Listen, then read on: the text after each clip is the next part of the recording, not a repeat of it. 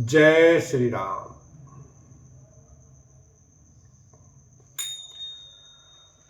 असुकहि सिय बिकल भई भारी, बचन वियोग न सकी तुम्हारी।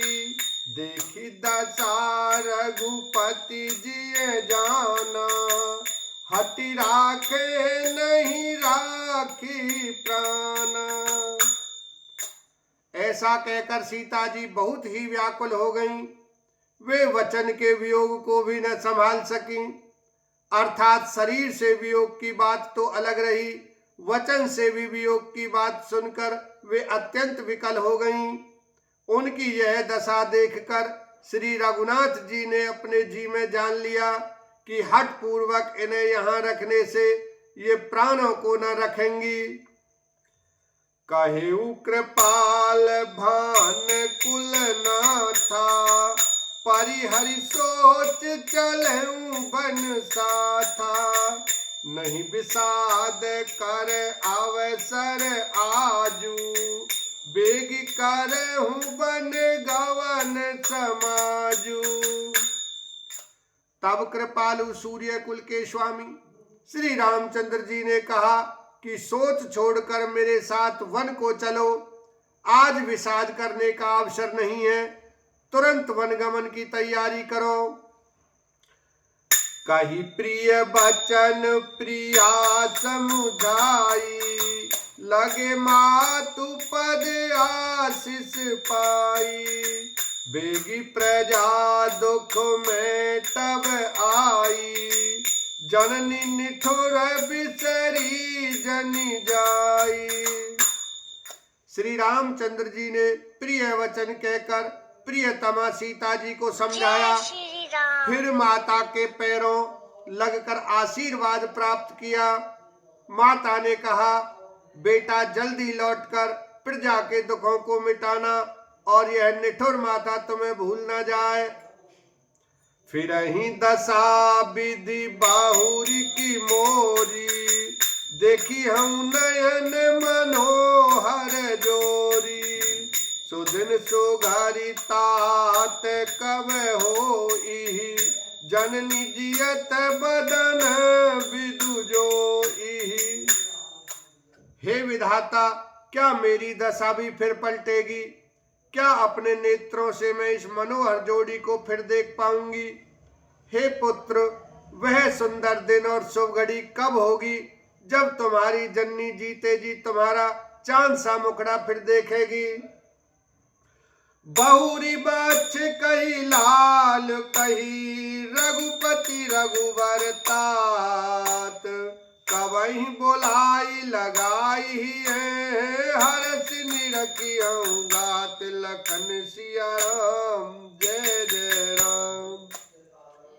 हे तात, वत्स कहकर, लाल कहकर, रघुपति कहकर, रघुवर कहकर मैं फिर कब तुम्हें बुलाकर हृदय से लगाऊंगी और हर्षित होकर तुम्हारे अंगों को देखूंगी।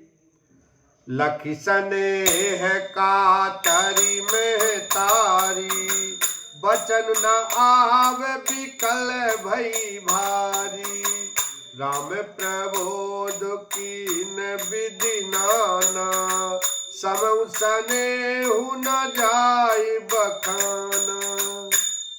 यह देखकर कि माता स्नेह के मारे अधीर हो गई हैं और इतनी अधिक व्याकुल हैं कि मुंह से वचन नहीं निकलता, श्री रामचंद्र जी ने अनेक प्रकार से उन्हें समझाया। वह समय और स्नेह वर्णन ही नहीं किया जा सकता। तब जानकी सास पग लागी, सुनिए माय में परम अभागी। सेवा समय दे बनु दीना, मोर मनोरथ सफल न कीना।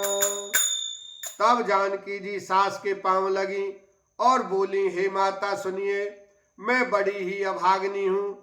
आपकी सेवा करने के समय देव ने मुझे वनवास दे दिया, मेरा मनोरथ सफल न किया। तजब छोब जनु छाड़िय छोहु, कर्म कठिन कछु दोष न मोहु, सुनिसिय बचन सासु अकुलानी, दशा कवनि विधि कहो बखानी। आप क्षोभ का त्याग कर दें, परंतु कृपा न छोड़िएगा। कर्म की गति कठिन है, मुझे भी कुछ दोष नहीं है। सीता जी के वचन सुनकर सास व्याकुल हो गईं। उनकी दशा को मैं किस प्रकार बखान कर कहूं। बारही बार लाए उरलीनी, धर धीरज सिख आशीष दीनी, अचल होई आई बात तुम्हारा, जब लगी गंग जमन जलधारा। उन्होंने सीता जी को बार बार हृदय से लगाया और धीरज धरकर शिक्षा दी और आशीर्वाद दिया कि जब तक गंगा जी और यमुना जी में जल की धारा बहे तब तक तुम्हारा सुहाग अचल रहे। सीत ही सासु आशीष सिको दीन अनेक प्रकार, चली नाई पद पदम सिरु, अतिहित बारही बार लखन सिया राम, जय जय राम। सीता जी को सास ने अनेकों प्रकार से आशीर्वाद और शिक्षाएं दी और वे सीता जी बड़े ही प्रेम से बार बार चरण कमलों में सिर नवाकर चली। समाचार जब लक्ष्मण पाए, व्याकुल बिलख बदन उठी धाये, कंप पुलक तन नयन सनीरा, गहे चरण अति प्रेम अधीरा। जब लक्ष्मण जी ने ये समाचार पाए तब वे व्याकुल होकर उदास मुंह उठ दौड़े। शरीर कांप रहा है, रोमांच हो रहा है, नेत्र आंसुओं से भरे हैं। प्रेम से अत्यंत अधीर होकर उन्होंने श्री राम जी के चरण पकड़ लिए। कही न सकत कछु चितवत ठाड़े, मीनु दीन जनु जलते काढ़े, सोचो हृदय विधि काहु निहारा, सब सुख सुख तो सिरान हमारा। वे कुछ कह नहीं सकते, खड़े खड़े देख रहे हैं। ऐसे दीन हो रहे हैं मानो जल से निकाले जाने पर मछली दीन हो रही हो। हृदय में यह सोच है कि हे विधाता, क्या होने वाला है, क्या हमारा सब सुख और पुण्य पूरा हो गया। मोकहु काहे कहबे रघुनाथा, रखी हई भवन किले हई साथा, राम बिलो के बंधु कर जोरे, देह गेह सब सन तृण तोरे। मुझको श्री रघुनाथ जी क्या कहेंगे, घर पर रखेंगे या साथ ले चलेंगे।